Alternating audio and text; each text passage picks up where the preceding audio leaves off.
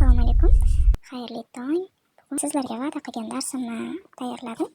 Demak, Google ga kiramiz. Ideogram deb yozib olamiz. Mana men yozib olganim uchun ideogram deb to'liq yozasiz.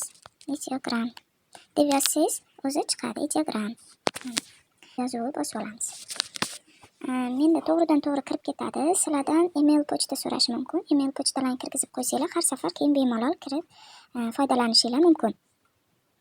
Demak, mana hamma bu yerda sun'iy intellektdan foydalanib, hamma xohlagan o'zi so'zlarini kiritib rasm tayyorlagan. Bu yerda ingliz tilida so'zlarni kiritib rasm tayyorlashingiz mumkin.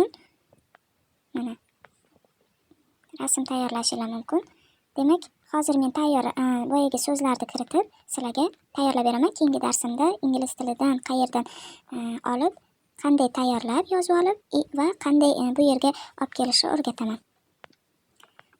Mana rasmlardan ko'rib keyin plyusni bosib olamiz.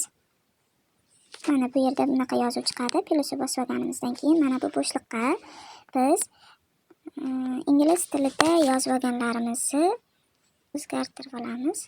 Endi o'zimiz xohlagan so'zni yozib olamiz. Matnga, faqat shu matnni sizlar uchun qoldiraman. Sizlar ham foydalanib ko'ringlar. Demak, men bu yerga yomg'irli kun deb yozdim.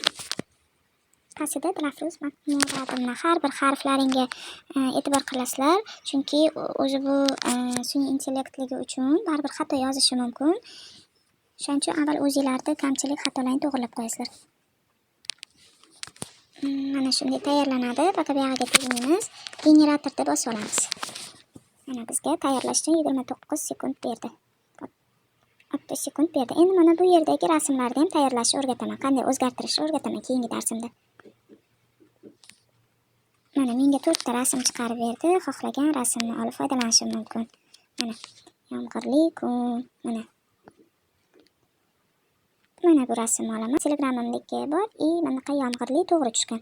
Mana shuni olaman. Keyin biz pastiga mana bu yerda mana skachать qiladigan joy bor. Mana bu yerda qismida ana shuni 70%, 100%ligi to'lov qilinadi, adashmasam. Shuning uchun qulfda men bepulligidan foydalanganim uchun 70%ligini chiqaraman. U ham yaxshi chiqarib beradi. Mana endi avtomatik bu fayl yuklab olindi va galereyangizga saqlanib qolindi. Sizlarga yoqqan bo'lsa foydalanib ko'ringlar. Kommentariyada foydalangan rasmlaringizni qoldirish esingizdan chiqmasin.